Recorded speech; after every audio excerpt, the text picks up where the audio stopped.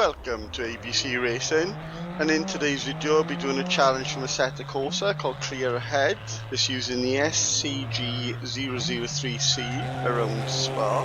If you're new to my videos, what I do is I go through my Hotlap in detail, discussing sort of key driving techniques such as the racing line, the gears you should be in, when to brake, when you should be cutting the corner a little bit, when you should avoid using the curb. I show you my setup as well, so you can actually go and use the same setup and beat my time. So the video isn't just relevant to the challenge within Assetto Corsa, it's relevant for any driving technique within any proper sim game. This is my first track guide around Spa since I started my YouTube channel, so that obviously was nice for me to have a different track. This car is quite nice to drive as well. It doesn't really surprise you. It's quite consistent, so it's easy to get comfortable in the car and start pushing for the time. The time we're aiming for in this challenge is a 2:21 for the gold, 2:22 for silver, 2:24 for bronze. The car is quite powerful. It's got 530 brake horsepower and it only weighs 1,350 kilograms. It doesn't feel underpowered or anything like that, it's just nice and consistent. Spa is a brilliant track, it's my favourite track. It's not only my favourite track to drive in any sim, but it's also one of these tracks that just Formula 1 looks amazing on as well. Eau Rouge and Radion is just an amazing complex of corners, and in this car you've got to get it right because there's not quite enough downforce to really plough through it at full speed and be comfortable every single time, so you've got to get that right in this car. Just to warn you guys, you won't see the achievement pop on my video. That's because unfortunately I recorded it and the audio didn't record, I didn't have it set up correctly, so I had to go back in, record a Hotlap, which I then changed some of the setup on to get it a bit faster. So I thought it would be more relevant in the end for you guys anyway, just because I'm giving you a slightly better setup, because I'd managed to do this time within a few laps and hadn't changed the setup a lot when I first did it. So with all that said, let's get into the Hotlap.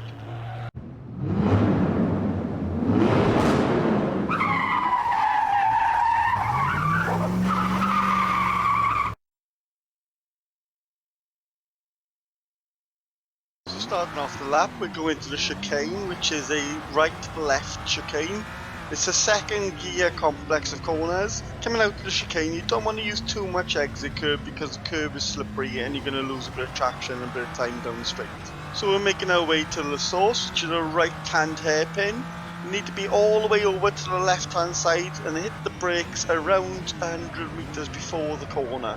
Downshift a second, try and use all the inside curb and don't use so much of the exit curb on the exit to the corner.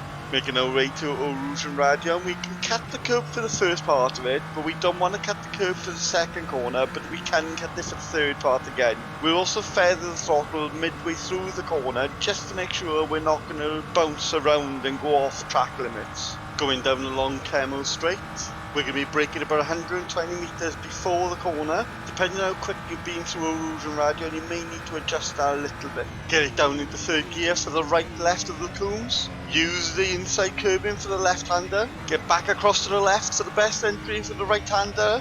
Start going downhill now towards Bruxelles. We start to lose a lot of elevation very quickly. The car wants to understeer all the way through this corner. It's a third gear corner. We need to have a mid to late apex for the best entry into the next corner. Get it over to the right hand side, rotate the car quickly, get it over the inside curbing, and you could use a little bit of the exit curb if you need to. Making our way to Pouon. It's a fast left-hand corner. We'll be braking about 70 meters before the corner. Flick it down into fourth. Try not to use the exit curbing because it does lose you a lot of traction and therefore time as well. Fast right-hand corner coming up. We're going to be braking just underneath the advertising boards. It's a fourth gear corner. Use the inside curb and don't let the car run too wide because we've got another fast left-hand corner then straight after. I don't use either curb in the left-hander, but you could use a little bit of exit if you need to. Braking now for Stavelot. It's a third gear corner. Use as much of the inside curb as you dare and use as much of the exit curb as you want. We're flat out now all the way up to and through Blanchimont.